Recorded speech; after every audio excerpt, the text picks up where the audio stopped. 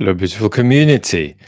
Thank you very much for being with me for a little chat about, I think, where the regime is going in Russia and what that means for where the war might go. And we might just, not being too disciplined about it, focus a bit on this topic today. My new sort of idea is that half of our lives will just be a free-for-all, and the other half will be just a little bit sort of gently centered around some topics. Yoshi, David Jordan, Sebastian, Harp, Rachel, Arthur, Lena, Unmissable, so many others. Hello, lovely to be with you. Good day, good day, good day. Chonkomatic, good day. Hello, Amalfitano. That's okay. But now, Amalfitano, I think we're going to be too casual for timestamps today. I think I have the feeling that half of the lives benefit from timestamps for people coming in later because they bring a lot of value, and some don't enough, I think, not enough for an investment of an hour unless you're with us live. So it just depends on where we're at. So maybe no timestamps today. We shall see, but beautiful of you to offer. Mr. I forget what his name is, that guy who runs Russia. I don't remember his name. But anyway, what he's doing is little by little, he's dismantling his own regime. He's dismantling elements that were assembled over a period of years to hold his regime together. But he's also disassembling little by little the Russian state. And so, this is a sort of carriage, both the regime and the Russian state, perhaps the regime more than the state. They're a kind of carriage that are traveling in a certain direction, instigating certain actions, firing off stuff, but little by little, bits of their wheels, little bits of their roof are flying off. And that's a fascinating meditation, if you zoom out several hundred years, on the way political suicidality, if you like, works. It's a term we could talk about a little bit more. Extraordinary situations when regimes turn on a path of not just self-undermining, but a kind of visceral and historically writ large self-destruction. Piano is not very special, actually. I'm thinking of replacing it. It's not to do, though, with Putin's regime's future and the war. But on the classical music channel, you might be able to hear more about it. I didn't mean to make this an analogy similar to Gogol's Troika, where supposedly Russia is flying off into the distance, and one asks, "Where are you going?" and no answer comes. Krista is asking, lots of people say Putin will continue after Ukraine. And just looking for my skepticals. Skepticals is a good thing to have, but spectacles don't give you skepticals. You got to give skepticals to yourself over time. And I'm planning to talk more about that too. Maybe in some workshop, actually. More on that later as well. A lot of people saying Putin will continue after Ukraine. And yes, you could say he will, like Moldova. Oh, continue on. He doesn't have the capacity. What he therefore hopes for is a situation where there is a lack of a resistance of the kind that there is now. So the Russian invasion of Ukraine, once you get beyond February 26th or 7th or so, becomes a series of violent improvisations where Ukraine's being destroyed in the mode of a waiting game to, this is what I said in the last chat, in the mode of a waiting game to see until a gap materializes through which you can reach and sort of push the West, hoping it tumbles over. They know the West won't tumble over anytime soon, so that's a kind of a waiting game they're playing. So will Putin go beyond? The answer to that question is he hopes he gets a chance to in 3 or 4 years.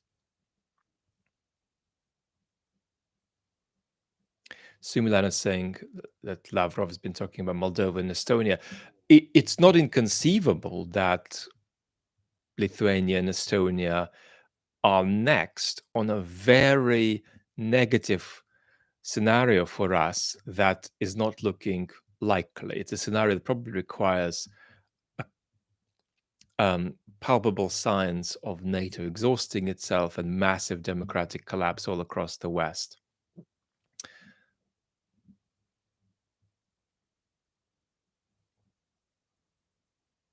Malfitano, got to look through the skeptical spectacles. There's lots of little things like that. I think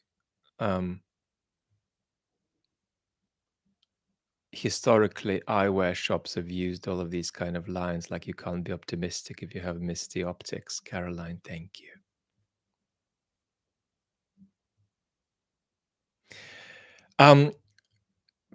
Krista is saying Putin's a dreamer on the basis of my answer. I think the answer is twofold. He's a dreamer in the sense that there is a utopian version of the story I've given you, which is a little bit less agency-wise definite. It's some kind of a vast overturning of a global order in the elevation of Russia into first spot or joint first spot. And that is a kind of a more mystically imbued utopian version of the same story. Whereas the story I've given you is just a really bad scenario for us, but it's practically envisionable. That's to say, there's probably a 10% chance that could happen. So in that sense, he's not a dreamer, but he is relying on external forces with a little bit of magical thinking about how in the end they're bound to play out his way, and they're not. I mean, they're just not likely to play out his way. But does that mean they couldn't? No. No. Sleeping Beauty is done of groceries. Hello, Vitali. Blue and yellow hearts back at you.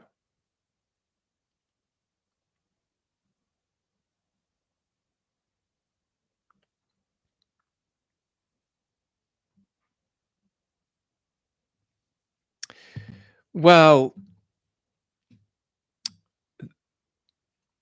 Unmissable is asking about the Anglo-Saxon stuff. Mm,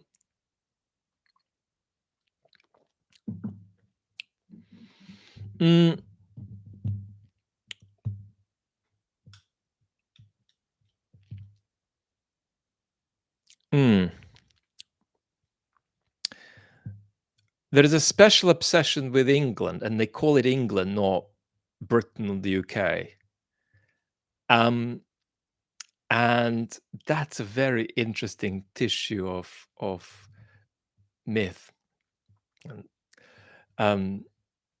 It may be worth talking about it, but there's a kind of a fetish, a kind of obsession about England, which is why, if you notice, beyond talking about a nuclear strike on Poland, they're obsessed with talking about a nuclear strike on England.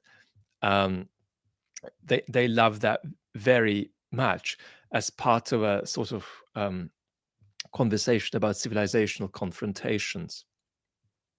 And there are some radical circles that sort of spur that on a bit more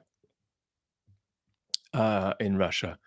Some of the Narodnik sort of pro-war radicals like Dugin do, for example, too.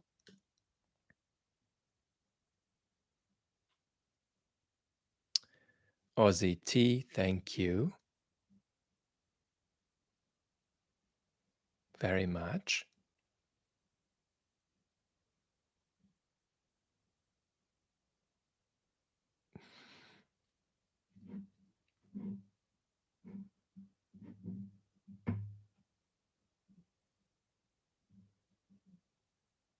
Not 50.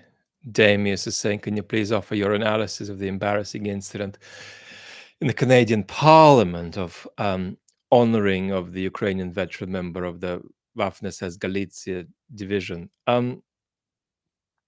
Yeah, I don't know exactly what happened behind the scenes, but if you want a broad philosophical answer, um, Nazism in all its incarnations is bad. That's the end of that story. So it's a bad slip, damaging to not so much to Ukraine directly as it's damaging to trust in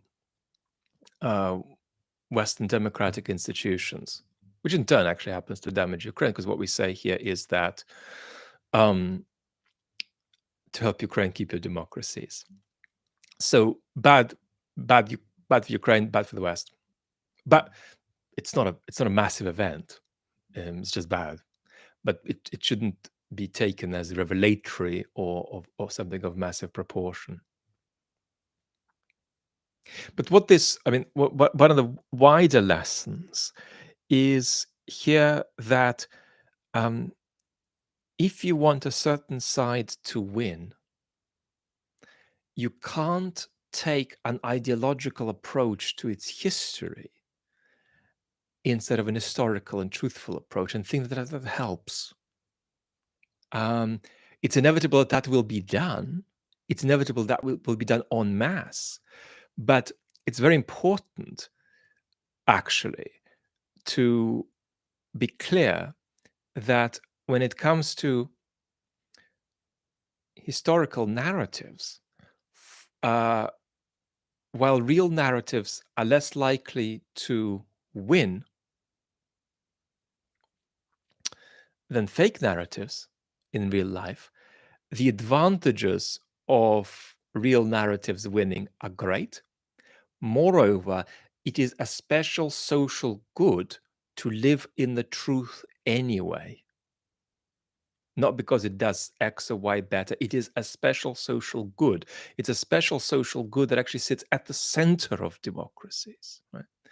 And that's why actually, for example, as Ukraine goes about its decolonization, it's important to address that challenge truthfully, rather than with so much ideology that you get confused about your own past, where you've come from, what you are, and so on.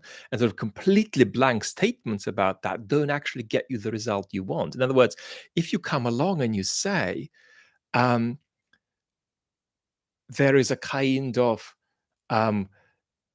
impeccable normative splendidness and innocence to the history of a victim country, and then the aggressor comes and holds it for a long time, and then once the aggressor clears, the purity of what we had there before comes out. Colonial stories don't run like that. They're messy. They involve various kinds of commingling, various kinds of complex relations, right?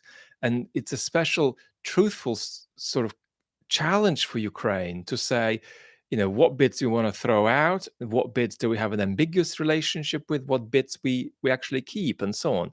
So that's bits of their own history, I mean. So that's why it's, this stuff in the Canadian Parliament is a good illustration of the benefit, including the benefit to victims of completely unprovoked imperialist aggression like Ukraine is, right? The benefit of being in a truthful relation to the past.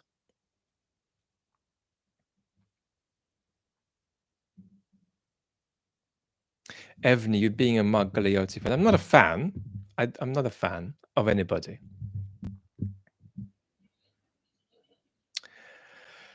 I I don't know that Mark thinks that Russia is going to end up as a pro-Western democracy, or as a pro-Western kleptocracy. I don't know what his level of optimism is about the future of Russia exactly. Um, maybe I'm going to be very keen to find out. I think it's very important to get various expectations right, and we will talk about that separately. So, what's the inevitably there are going to be some conversations about Russia's collapse. How do you place these conversations, right? Not just in terms of whether you like them or not, but in terms of their likelihood. There are going to be conversations about the collapse of the Putin regime. We've got to place that somewhere, particularly in temporal terms. What do we expect? There are going to be plenty of conversations about what happens next. A lot of the conversations, and this is where Mark is right, a lot of the conversations about Russia's future too abstract and too magical and so on. And so we need to be realistic about what happens when a very massive fracture in the regime occurs. What will the next 7 days after that look like, right? So these, I think I think that I do recognize Mark for a realism about many things like that. But we'll have all of these conversations in the future, maybe with Mark too.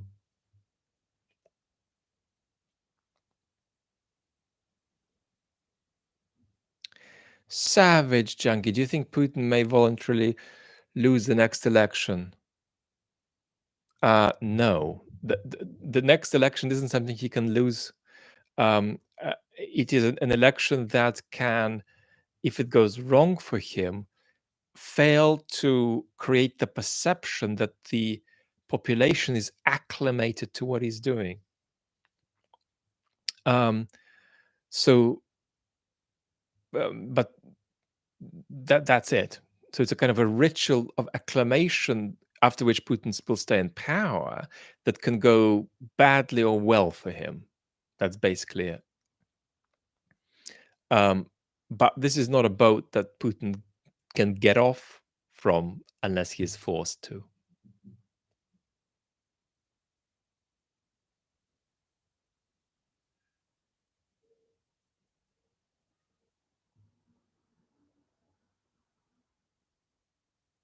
Yoshi is asking about just wars and whether Putin's war could be justified under any circumstance. Well, no, it can't, because what a war is partly, of course, a product of what's motivated it. We've got to analyze what's motivated it. And on no account of any of that could you justify this. By justification, we mean what? Right? That's a complex question. So for now, let us just say that we're talking about a war to which we just unqualifiedly say no, it's a horror and it's repulsive.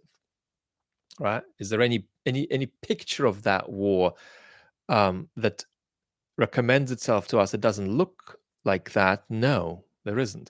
I mean, some people would argue for some kind of bipolar world, but it doesn't make any sense, these arguments. So there is a very small number of people in the West who make the argument that as ghastly as the war is, it's beneficial for the global order if Russia wins. But virtually none of these people have any idea of what Russia is or what that regime is or what it's aiming for. In general, the idea of a just war obviously makes sense if it's a defensive war. Can there be a just war that isn't a defensive war? I think the answer to that is, in principle, yes.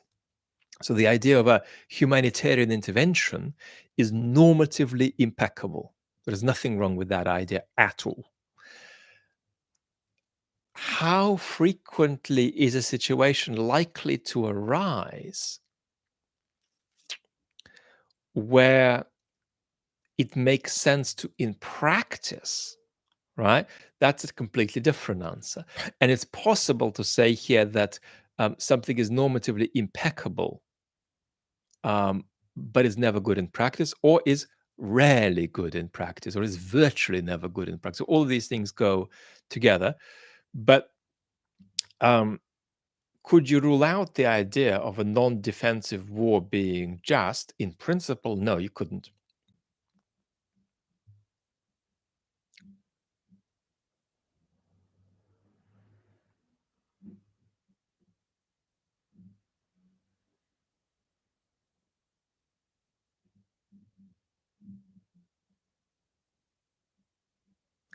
Thank you.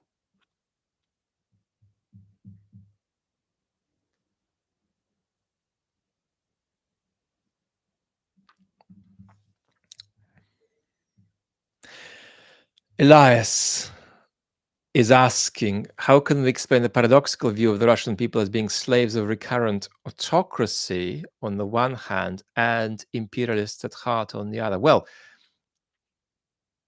um,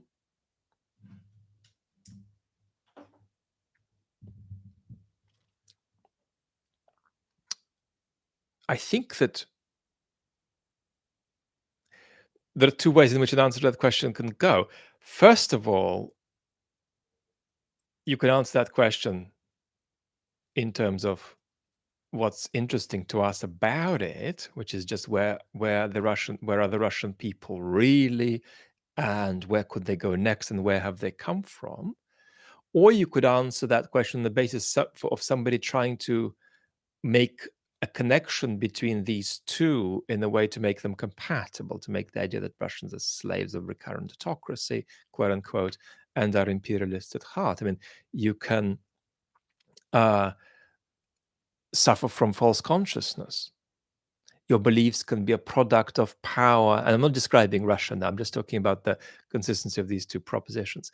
You can be in the power of another in such a way that your views are a product of the power that they have over you. Now, it's difficult to, again, in practice, estimate how far that's ever the case. But you can both be an aggressive imperialist, and your imperialist views can be a product of the power that your regime holds over you. And 20th century critical theory literature absolutely gives us insight into how that works. Now, where are the Russian people really about this today? You all know, because we do this breakdown that everybody does about the depoliticized blob in the middle and the pro-war party on one side and the anti-war party on the other. Um, And I think that absolutely holds. I think inside that depoliticized blob, you could make a plethora of distinctions. Let's say that these are people who've outsourced politics, who've been forced to outsource politics, and their position is one of resistance to politics. Now, among them, there's there's going to be a subgroup that leans more toward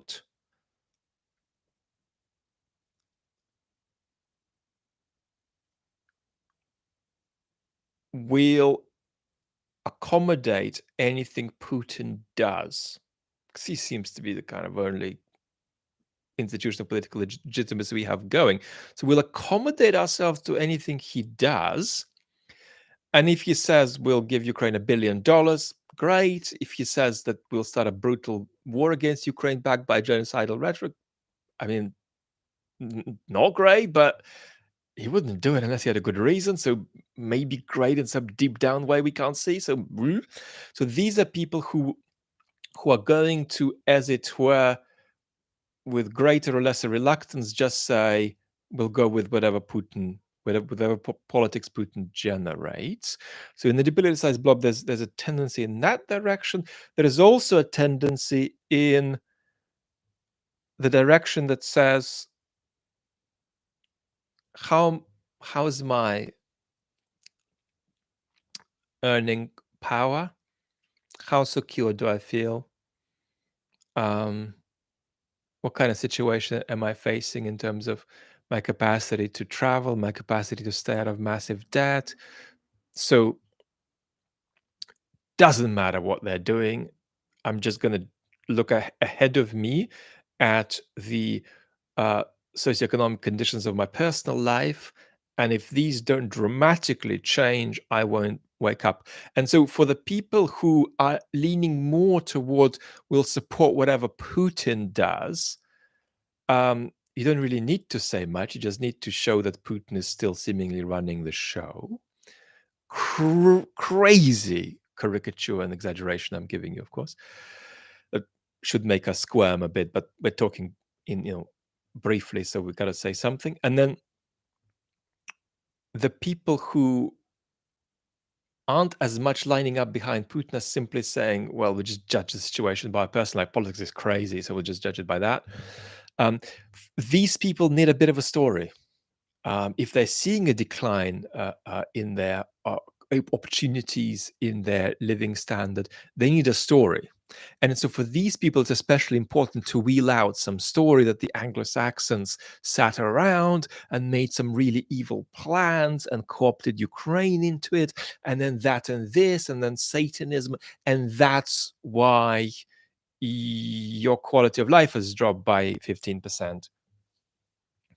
So that's a little bit, or that's a sort of a fraction of the answer the question deserves. Rachel is asking, was I talking about bipolarity or multipolarity? A lot of the people who say that Russia is good at Russia, it'd be good for Russia to win its brutal war against Ukraine for reasons of multipolarity are talking in bipolar terms, and they're really rarely thinking about China. They're rarely thinking about India, as I see it. Um, it it shows that that is not a proper position about global politics as a sort of a read-off of other theories they have that sort of push them to think that. So that's why I said bipolar.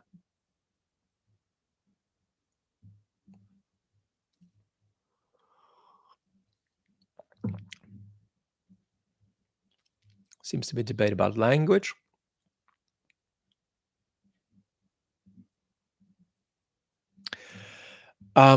Rachel, I don't know that pod. Do you know what? I normally have heard of everything. I've never even heard of it. I'm sorry. I'm out of the loop.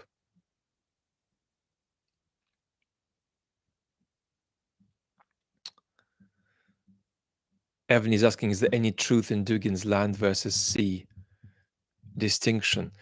There's obviously going to be some truth to virtually anything, unless it is really in the realm of clinical insanity. But Dugin's problem is that his account, I mean, Dugin has many problems, but Dugin's problem that's worth mentioning above all is that his account requires Russia to be something it isn't and nothing could be. So the Russia that he's trying to insert into all of his accounts is always a magical Russia that is indeed even not a Russia that needs to rely on other resources it has, as opposed to the resources it's relying on, other intellectual resources. It's a Russia that needs to rely on resources that haven't been invented yet. That's Dugin's view. But they will be invented if Russia goes about its immediate future correctly. This is also a bit of a caricature, but the basic point to come away with here is that the Russia that Dugin is trying to insert into his constructions is always a magical Russia that others don't recognize. Dugin is enormously erudite and well-read, so it's not as if he's ignorant of various bits of Russian history, but his account of what Russia he's trying to insert into the global order is a magical story.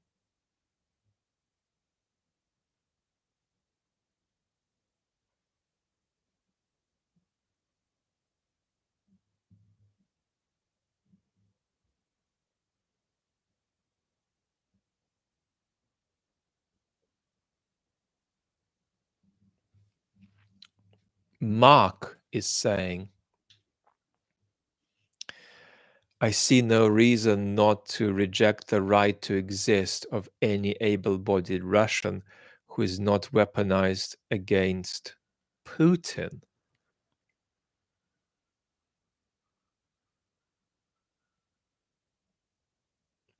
Um, I mean, I don't think you mean what you're saying, and your position is incompatible with any account of civilized or decent or humane European values.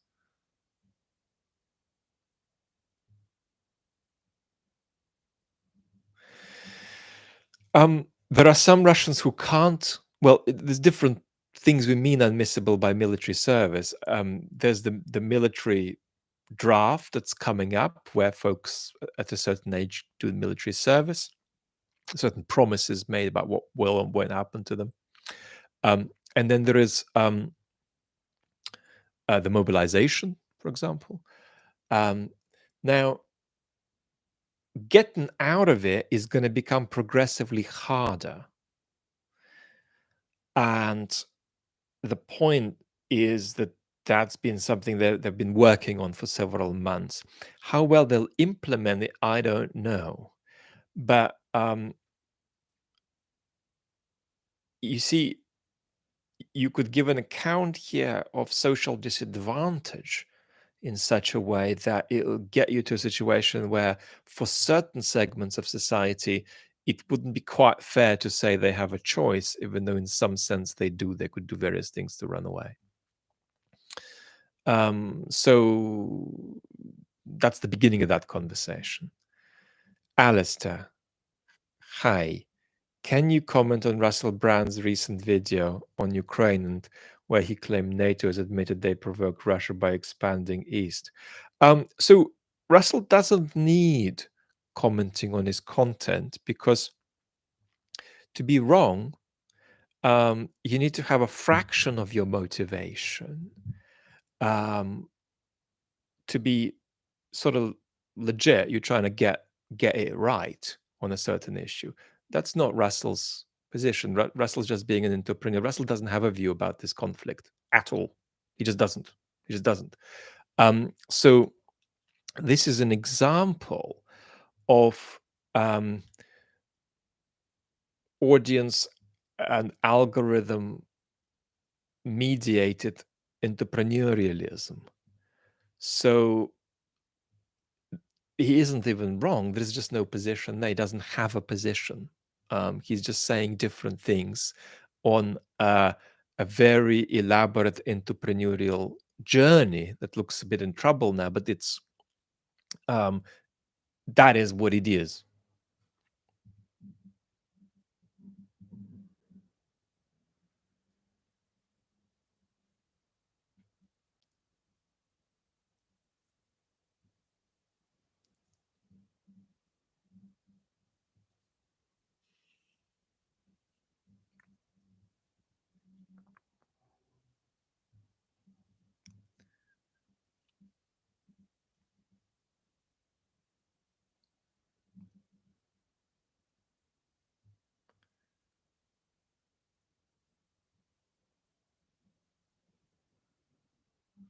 No, Mark, um, the right to exist is not contingent on recognition of equally free agents. There is no right to exist anywhere outside of a conversation about political entities and political legitimacies of different states that have monopoly over organized violence. And so you can't just talk about moral principles with such a level of detachment. But if you're saying that you want to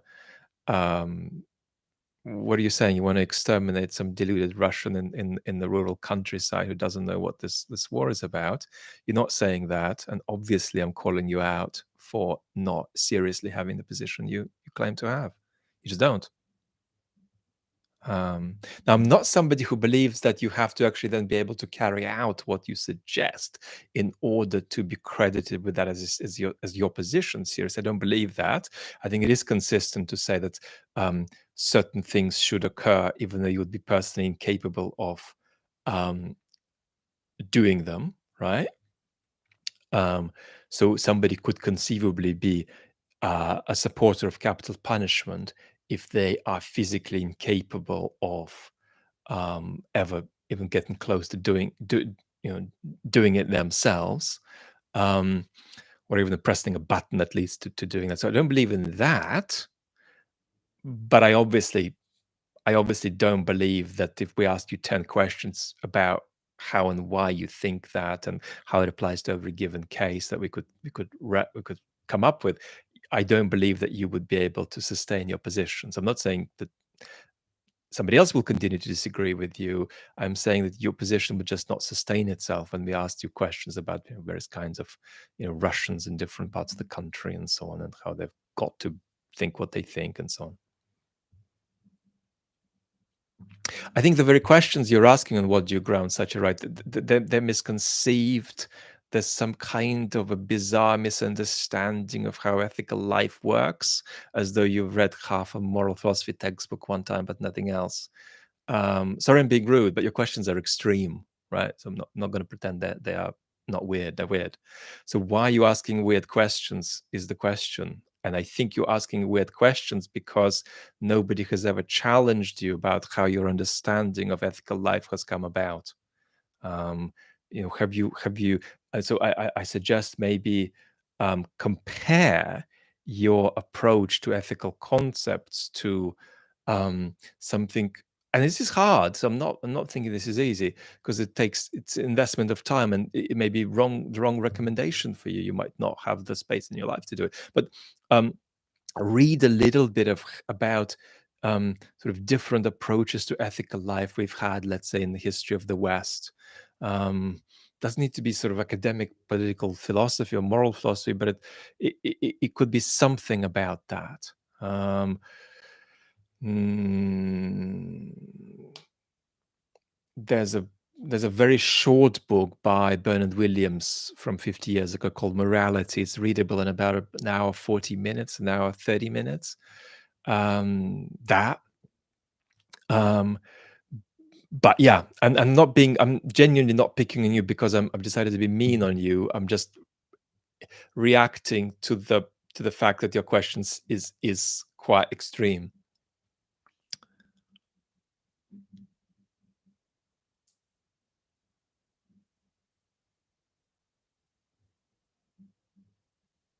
I wish I could say. I mean, look, you're not going to get that much of a benefit from my answer. I suspect for you to benefit at all from an answer of mine, it would need to last 30 minutes, and I'm sure I can do that on the philosophy channel at some point if you want. I can't do it now.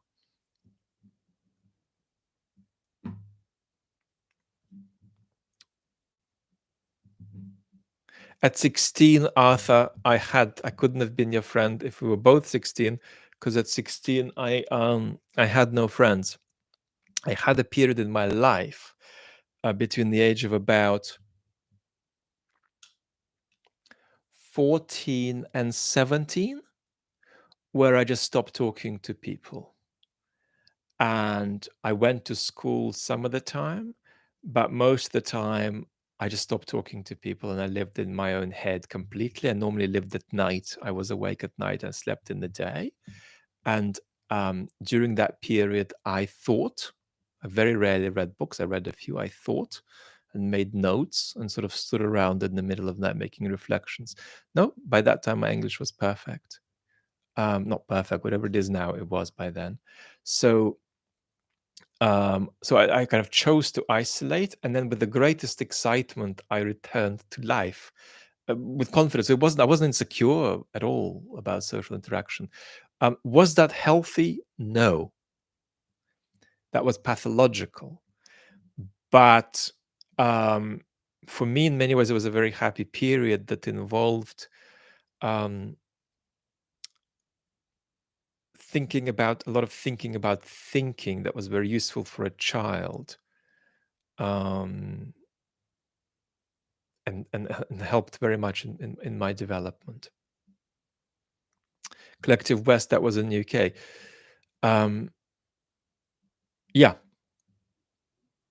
yeah. Hope, Mark, you're not crying about my answer, because all my answer did was place how I see what you're saying, whether I think it's an interesting view or a quite extreme view. But constructively, If you gave me 15 minutes, I would try to tell you what 7 or 11 assumptions your view would require to hold, to be true. And obviously I couldn't do that, so it's not massively helpful. So I wasn't miserable at all in that period. That's what's fascinating about it. And I came out of it because I began to think, wouldn't it be wonderful now to come out? It's a good time. And then I came out of it and fully embraced social life. I remember the day I came out of it, actually. I had a very long phone conversation with a new friend. I didn't have phone conversations for that period. So interesting.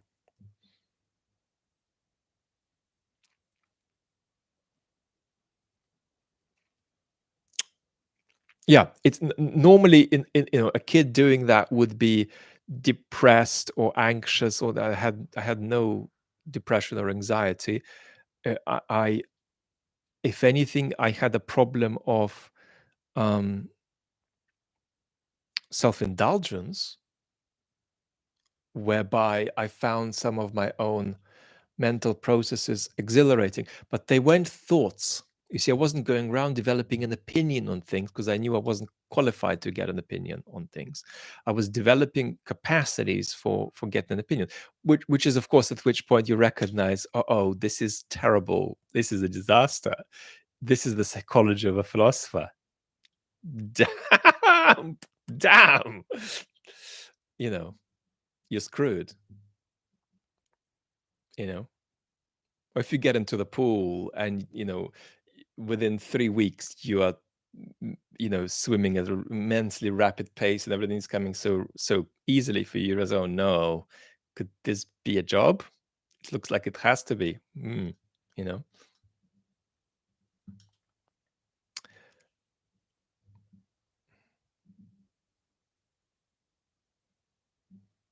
JJ, yes, you'll get a piano. I've drifted too much now. JJ, you'll get some contact with the piano on the classical music channel, but it'll be a classical music channel. Won't be contemporary. Well, it will be contemporary classical music too, but um, not anything non-classical. Solitude. I'll say one thing about solitude. On Solitude by Anthony Storr.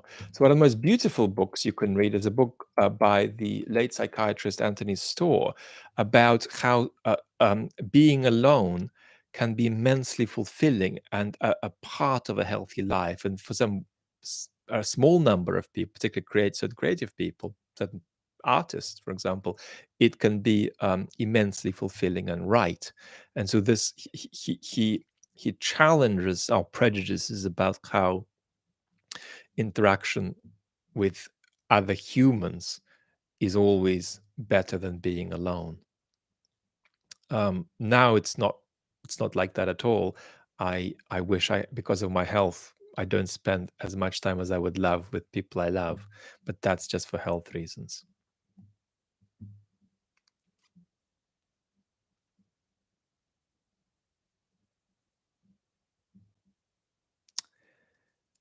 Any questions about the regime or the war? Because I've really drifted us away again, which I always do.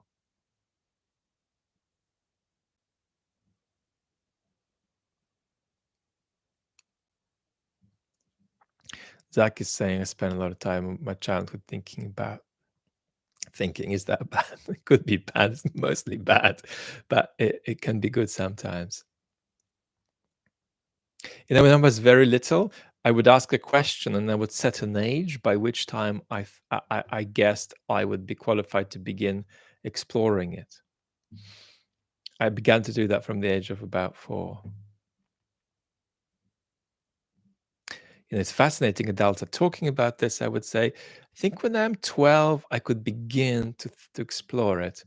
But that question I could begin to explore, I think, when I'm 20.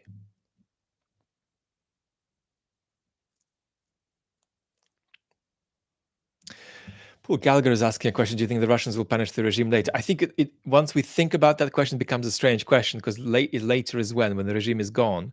So do you mean punish the people who are in the regime now?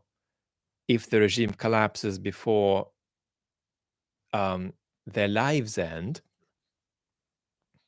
Is that what you mean? Or do you mean punish anybody associated with the regime?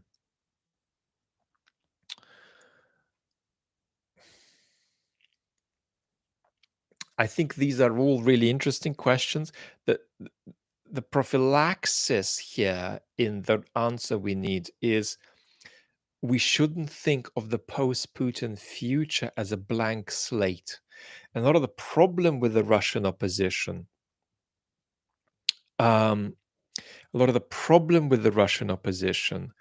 is that they begin to theorize the end of the Putin regime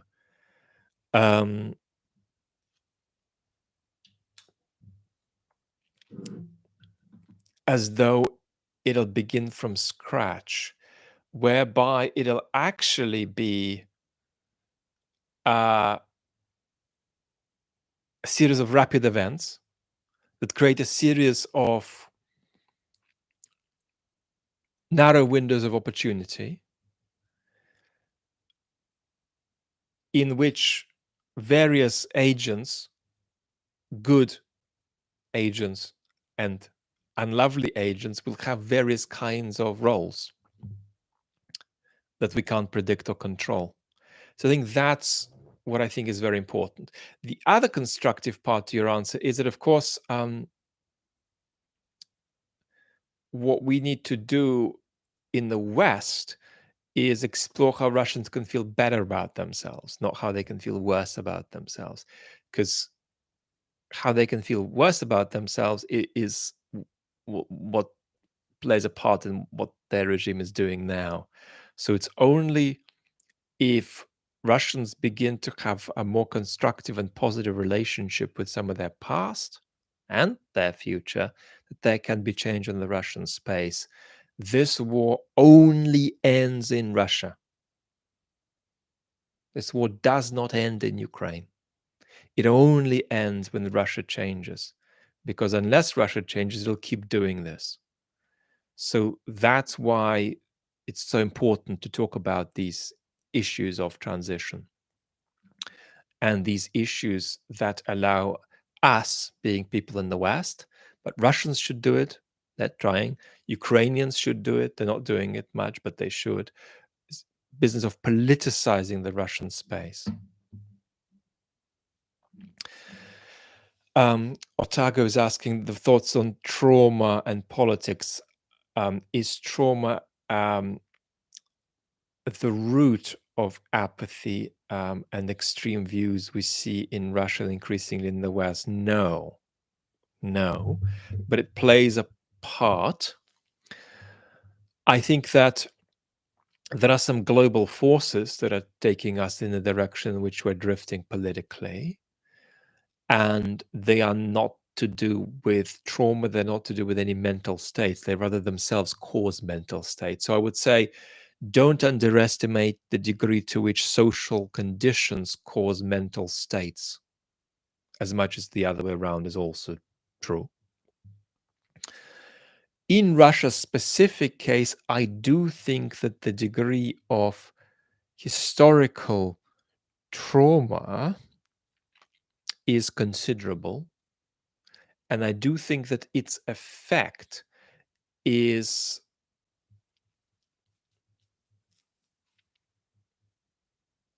to obstruct positive normative thought about one's society and one's politics. But at the same time, we should also recognize that there are plenty of social forces and not trauma that have done this.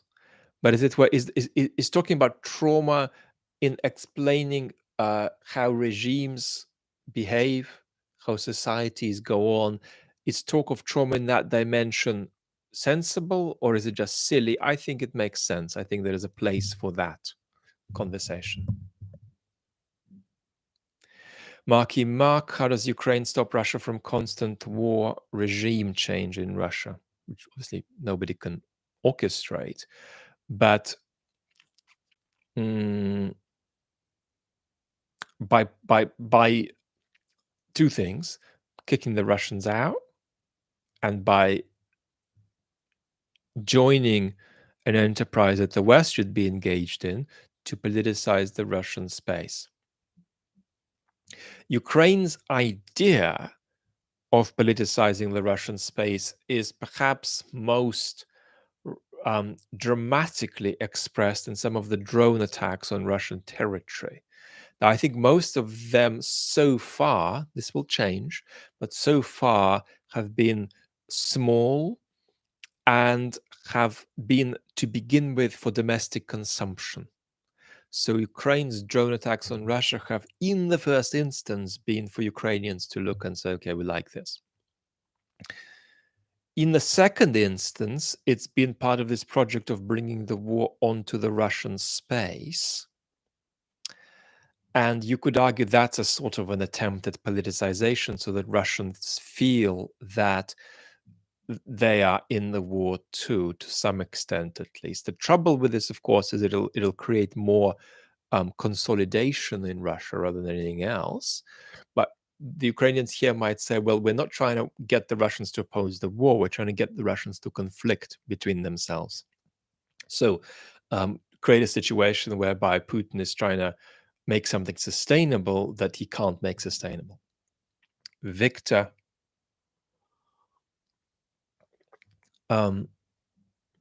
is the apathy and extreme views on the rise in the entire world, as it is in the what used to be called the third world as well, or is it only in the first and second world? So it makes sense to talk about it affecting democracies because it's easier to identify in a democratic context. Because the chief expression of these sentiments is an attack on democratic institutions. So it's a different conversation diagnosing some of these dynamics in countries where there aren't democratic institutions to attack. But there are some global forces that are responsible for this. Now, some of these forces are more present in some countries than in others, and they're present in some regions more than in others, or in some types of society than others. But some of these global forces just act upon everybody everywhere. And so that way we could say the tendencies are simply global. And the way we'd put that is that the difficulty of sustaining or creating a democracy now has some universal elements that work against it, just universally. So, for instance, what is depleting our democracies will be then, what is becoming, but will be then a very big challenge for Ukraine as it tries to develop its democracy.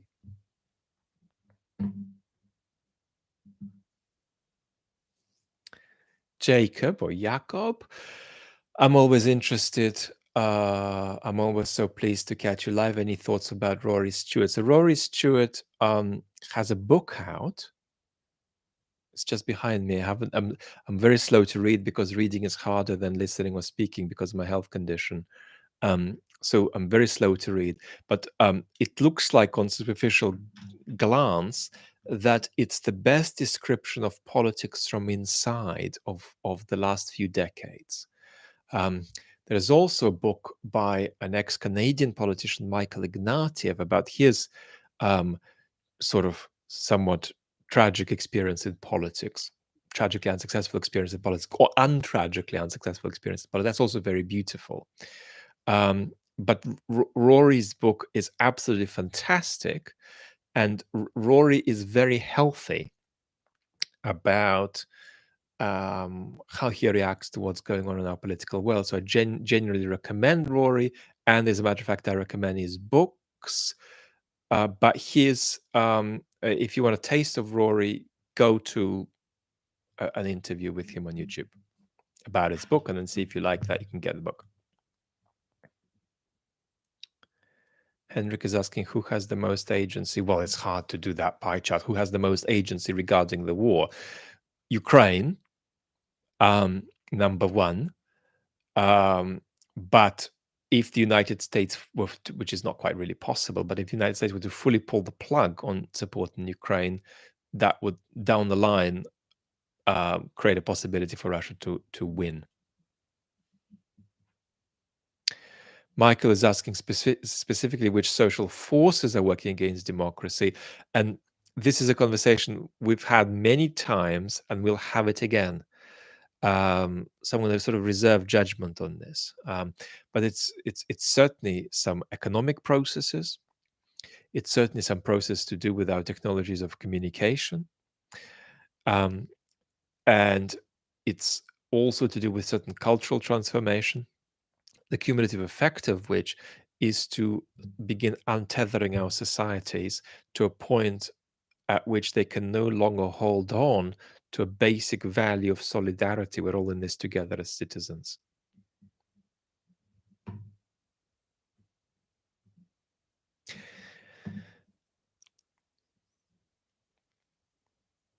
Devout harpist. I don't really know how to compare Rory and Nick Clegg. What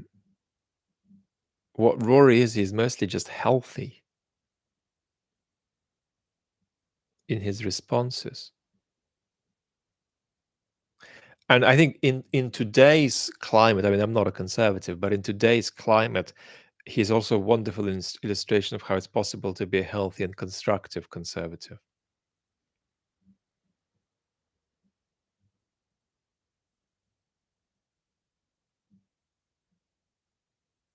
Hello, Rochester.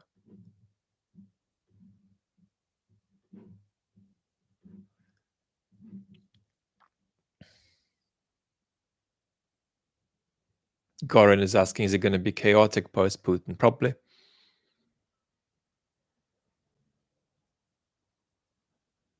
Is there a chance for a relatively quick and stable political solution?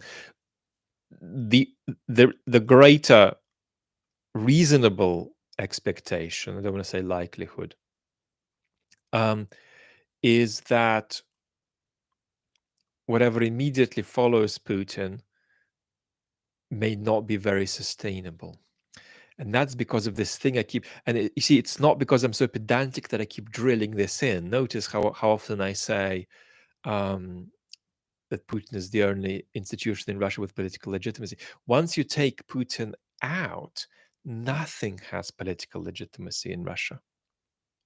You know, if you took Putin out tomorrow and put Mr. Patrushev in place, he doesn't have that.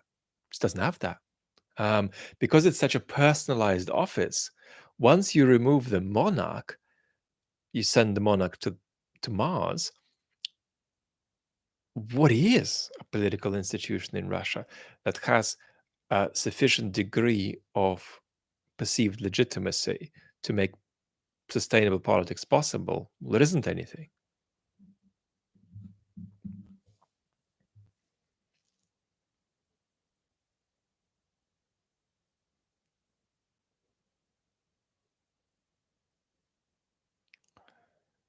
Phillips is saying USA is Russia's enemy of choice, according to Tim Snyder. The real competitor is China, but they're even afraid to talk about it. I'm afraid I'll take Tim out of context here, so I don't know how to comment on that. The general answer is that it seems to me Tim's view would be that the USA is not adequately realizing the threat Russia poses it, and is in fact overly comfortably planning to sort of refocus on China if and when this Russia business resolves. And presumably Tim is saying, let's focus on Russia now more because it's more of a threat than we realize. If that's what Tim is saying, I haven't been analyzing his recent statements, but I've analyzed a couple. But if that's what Tim's saying, then that's his argument. I have sympathy with that argument.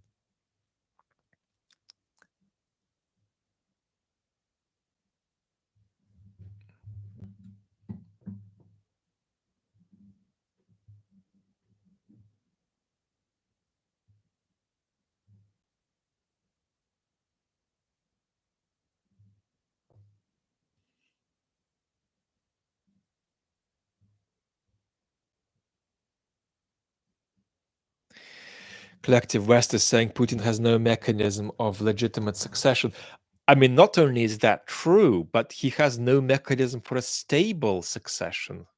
Um, he isn't powerful enough to grasp this. I mean, what is so strange, and I say I'm afraid a little humiliating about the public sphere discussion of Russia over the last few years, is that a lot of people who've been real Putin critics have jumped from speaking in a comically vertical way about Putin to now saying that um, all Russians are guilty for the war.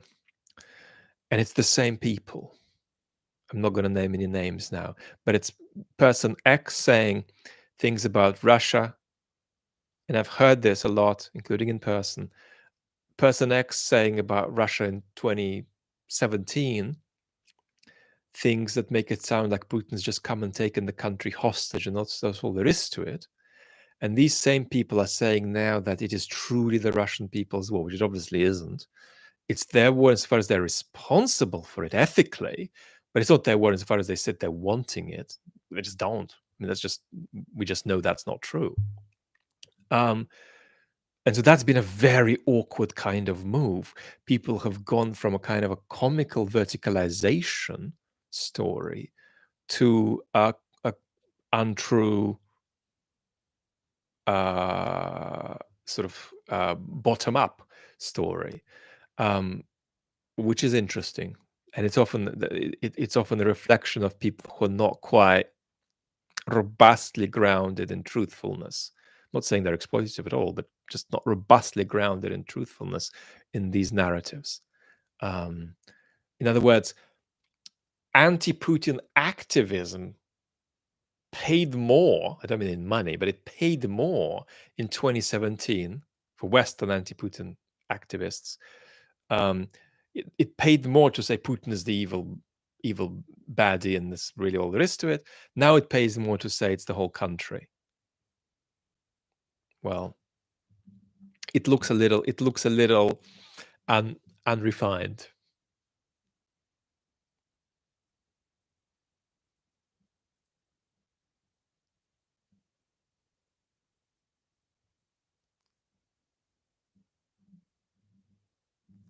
Ah, you're joking. You didn't order a calendar of eBay, did you? That is not true. I think you're trolling me. Unless somebody has done a troll on me on eBay. I don't believe that's possible. But let's have a look.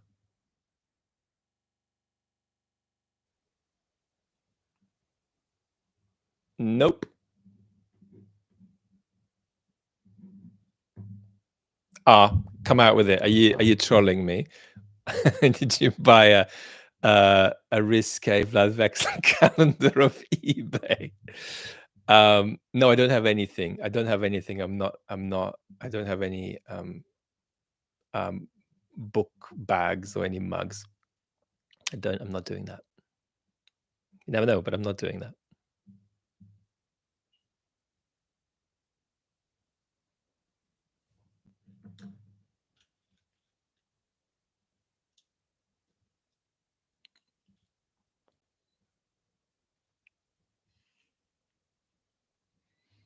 No, I would be very proud to have a risque calendar, as long as it doesn't undermine my reputation.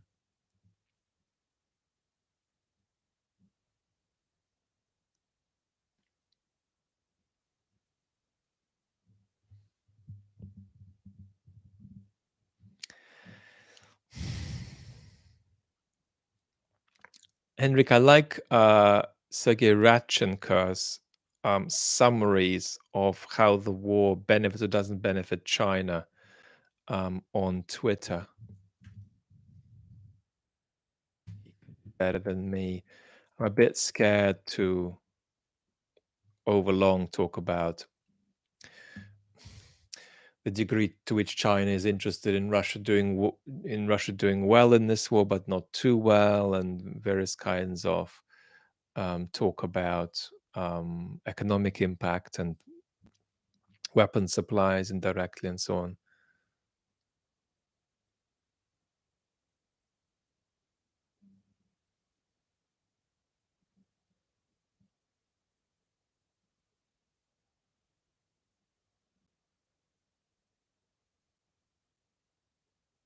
Hi, Claude.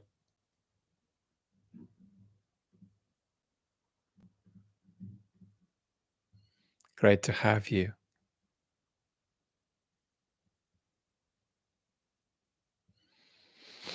David Elston, yes, definitely. Denial is proof.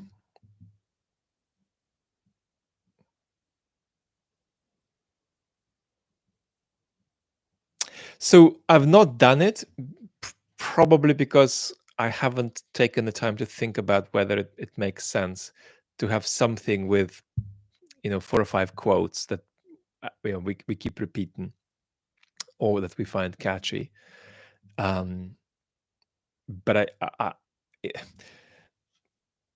there's also a climate aspect. You're going to be polluting the world with more items. It's worth thinking about, but I'm not really there.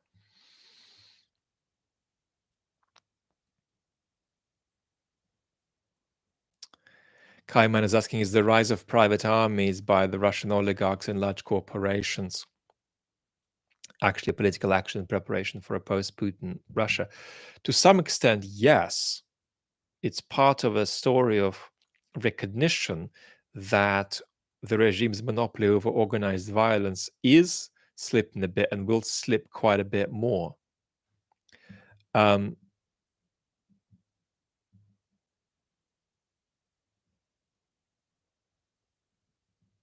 so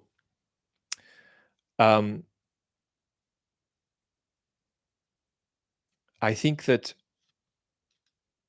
it's worse than this, though, because as Greg Uden likes to point out, wonderful Russian political philosopher of the younger generation, when the Russian soldiers complain in Ukraine, they complain not to the center, but they complain to their local governors. So there's going to have a quasi-feudal feeling to the way the army conceives of itself too. So there are many ingredients there, Kaiman, that are a concern around the issue of the monopoly of organized violence in that country. And that is, I think, a trend that is nearly inevitable. The regime's monopoly of organized violence will continue to slip as the years, months and years go on. Now, are the various sorts of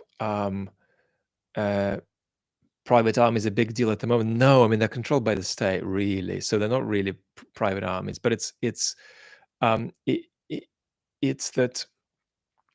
the trend is bad, and the it's both a response to things, but it's also a cause of the mild sort of dissolution of the monopoly of organized violence.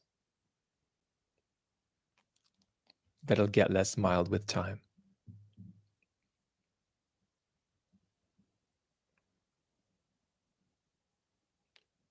Billy is asking about China claiming territories in Russia. I mean, we need to see what happens. And some of that could only be predicated on Russia losing its territorial stability a lot more. What I would say is that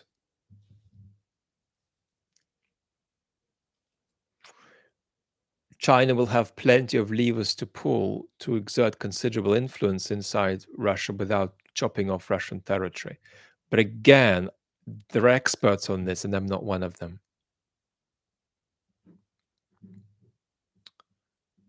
Let's call it a day at about 1:15. 1 hour 15.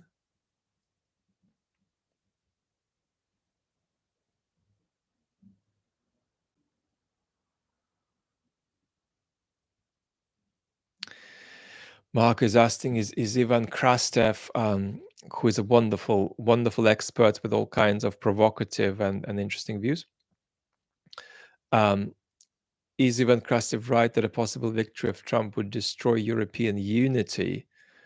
I need to see what he said to react to it properly, I'm afraid. But certainly a Trump victory would be transformational, maybe a drop less radically transformational in foreign policy than some people think, but it would be transformational.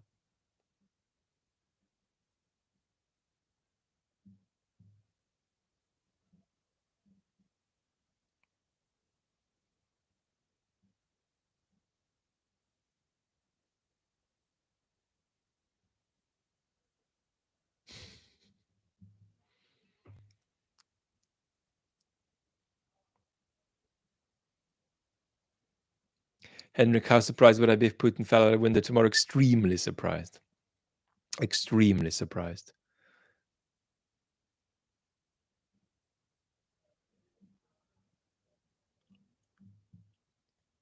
Um, the people around Putin don't feel they're in a position to shift him now.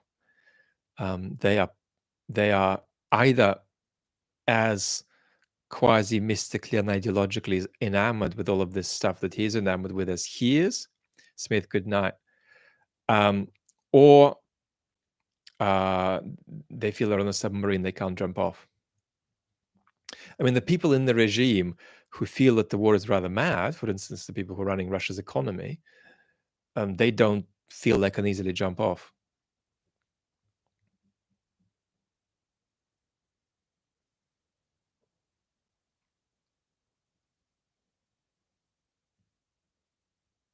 President Reagan is saying, I feel defeated as their hope that Putin can be stopped. Only Ukraine is paying the real price. Well, give it time. This is a war that could escalate. I think Putin has been stopped so far at the level of two clear aspirations that the West put on the table, that the States put on the table. One is keep Ukraine independent, keep it a sovereign country. And number two, prevent the war from escalating. The West has achieved both of its key targets. It has not been a Western target to make Ukraine win.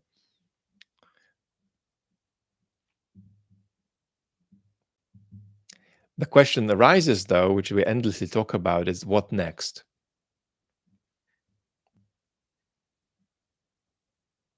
And is our picture of what next strategic enough? And if there is enough strategy to it, is that strategy sensible?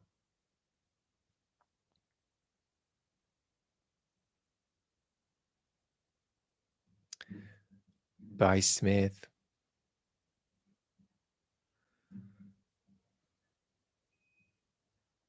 Alto said the rise of democracy in Russia is absolutely possible, it's just unlikely. As I said recently, I think in a conversation with Anna on Anna from Ukraine's channel, there is no country in the world in which democracy is not possible or appropriate. Some version of democracy, if we take it very, very minimally.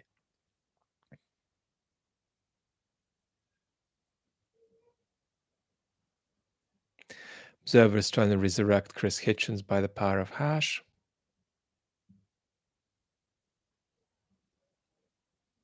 Because we're on YouTube, we do not approve of any activities we shouldn't approve of. There is a risk of Russia splitting up. We'll talk about, Johnny will talk about how big it is. Alan, hello.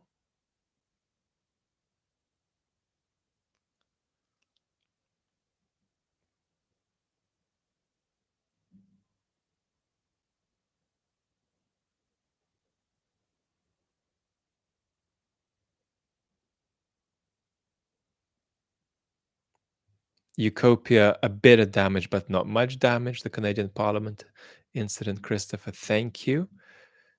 Well, let's call it a day.